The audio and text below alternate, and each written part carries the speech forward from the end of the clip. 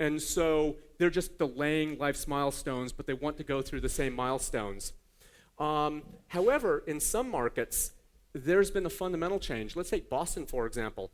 Among adults 25 to 34, only 18% have ever been married. I mean, that's a wow. So it's very different depending on what market you're in, and that will have profound impact on demand of certain classes of real estate. Now, looking forward, just a couple thoughts to leave behind as we flew through just a couple of these snapshots of what's happening and how that's going to shape future demand. The current economic collapse is more than a cyclical correction. There is the cyclical nature of it that has reshaped things. So, for example, a cyclical demand factor is, as we take a look at household formation, we found that basically the household formation rate of young adults is hugely correlated with the male unemployment rate.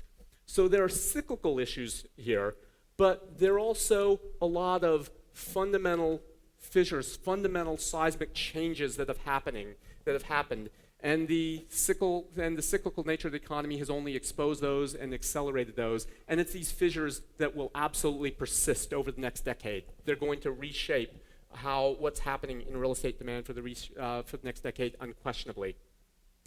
Another thought I'm going to leave behind a final thought is that in our analysis of economic history, we found that incumbents are actually the most challenged in responding to changes of this kind of magnitude because they've built machines to be able to optimize profits around the way markets have worked in the past. What we're finding is it's a unique window for innovators or incumbents willing to reinvent the machine to be able to establish dominance as we go through for the rest of this decade.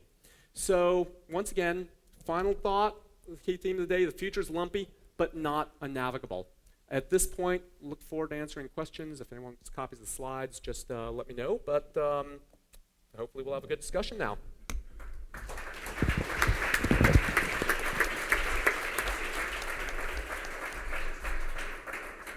Wow, James, lots of provocative thoughts there, and I found myself sitting here saying, if I only knew when I was 20 what I know today. Apparently the 20-year-olds know these things and are staying single and letting their girlfriends earn all the income. In any event, with that, I will open it up to audience participation and questions, and I fully expect that we will have a robust discussion. Yes, you in the back. You're going to have to... Oh, I'm sorry. I'm jumping ahead.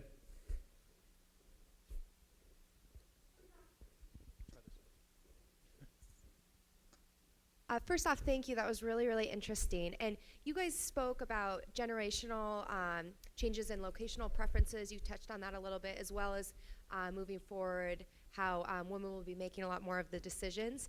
In any of your guys' research, have you found that women have different preferences in location than men, or more just generational preferences? I'll take it from what we've seen so far is, as the great philosopher Yogi Berra says, you can see a lot by looking. Women do tend to be far more social.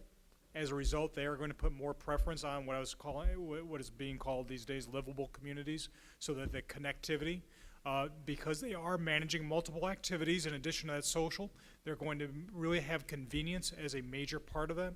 And I guess the other thing we're thinking that we've seen both with technology, housing, and in other industries as well, women don't want a product, they don't want a service, they want a solution.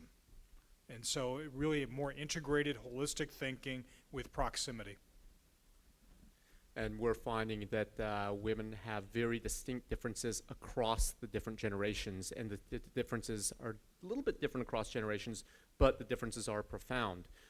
So for example, for some of our mixed use and multifamily clients, we are drilling down on making sure that you can signal safety every way possible, as we're finding that to be a key factor in certain communities.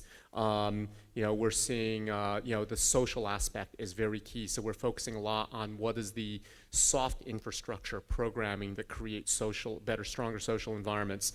And this is not a political or social, driver behind this, but it's simply, as we take a look at it, it's simply an issue of follow the money. It's very clear how the economy is changing, and who has a greater proportion of the assets and the disposable income to spend. Yes.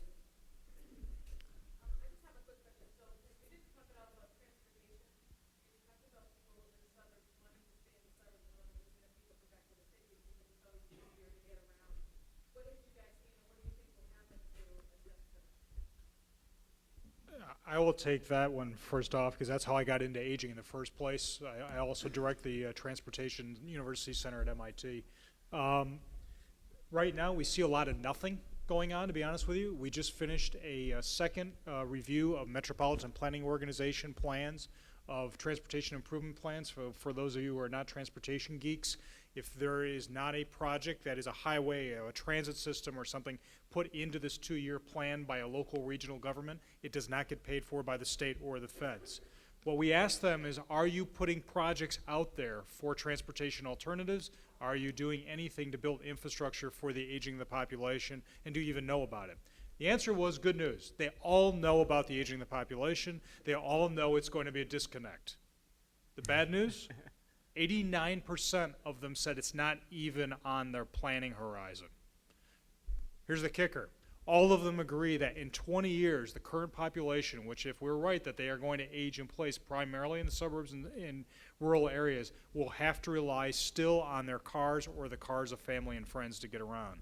So as you're building properties such as, Avalon properties or condos and housing and the like, I do foresee a whole new generation of land use exactions being levied on the real estate industry, not in terms of what's green and not in terms of sidewalks, but in terms of providing alternative transportation.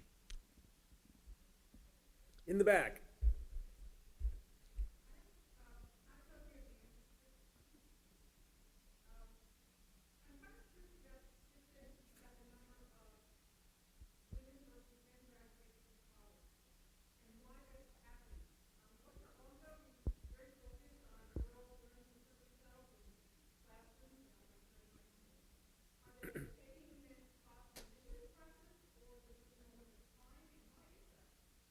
Well, I'll take that. I'm the father of 6. I have 2 boys and 3 girls, and my daughters are significantly smarter than my sons. Actually, maybe in maturity. I mean,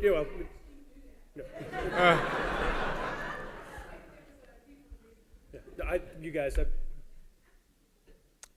I'll take a little bit of a crack at that. We do some work for some federal agencies taking a look at some of these related issues. The educational gap starts at 3rd grade when girls start pulling ahead of boys. We do a lot of what we call internal intellectual capital development research that there aren't clients out there that pay for it, but we think are pretty interesting issues that are going to shape things down the road. One of our we're thinking about taking a look at this issue. One of our operating hypotheses is that women fundamentally have learned to deploy technology better in their lives more productively than men have. Think about how women spend their time online. Think about how men spend their time online. Yeah. There was an article in the, I believe, Boston Globe last week, and I'm particularly sensitive to this because my daughter was waiting for college replies this week, that a number of schools, and I believe at Tufts, William and Mary, BC, and others were among them, saying that there was such an imbalance that they were actually going out of their way to up the numbers of boys that they were going to be admitting over girls. And I thought to myself, gee, the year I've got an 18-year-old girl going into school, they've got to change the game on me. Yes. One of the things that it's on, has come up in terms of the values and transportation being a question for how people want to age, and walkability, services that are close by, all these things. This is something that in my work we value a lot, but we find that services require a certain amount of density, intensity of use, as does public transportation. They look for nodes where population is higher. And going back to the comments that were earlier mentioned by Ms. Parsons, the zoning bylaws in most communities are pretty restrictive in terms of density. And I think there's a public perception that density is bad, and that providing multi-family housing above 3 stories, specifically in suburbs, is kind of a no-no. And I'm wondering if a proactive stance on changing the perception that density is a bad thing is something that you see anywhere in the work that you're doing. I think there's a paradigm shift that needs to happen if we're thinking about smart growth and meeting the needs of people who would like to live in walkable communities. Sure. I'll take that one. That is the essence of our business, is to try, particularly in these high barrier to entry markets, Boston, New York, Washington, Seattle, San Francisco, to find those opportunities where you can work through the political system, the zoning process, to enable dense multifamily. There has absolutely been a shift in acknowledgement that that style of housing, that type of housing opportunity, is woefully lacking overall. And I saw a friend here from Hingham. We built multifamily in Hingham, 4 stories tall, at the shipyard. I can tell you, and I built 10,000 units in Massachusetts.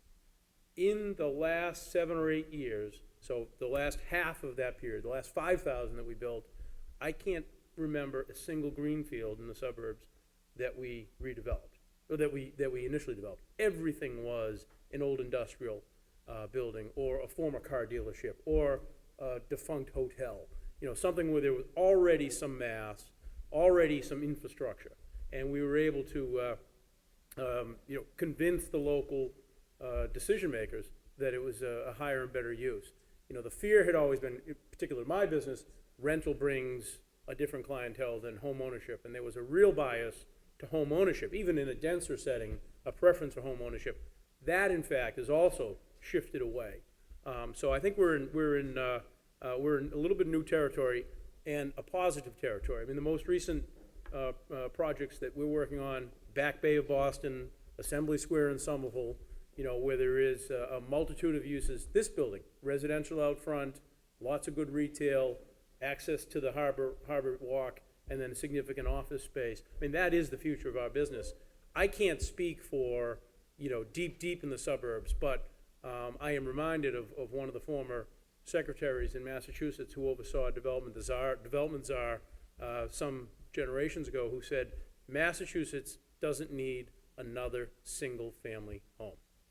If you look at the trajectory, or some of the information we talked about today with respect to demographics, what's missing is dense multifamily. Now, that doesn't necessarily take into consideration the aging in place stubbornness, I think is the way I might describe it. The sense was that people would be downsizing, and that whole generation to backfill into the McMansions was undersized relative to the inventory in place. Long-winded answer, I guess. Things are getting better.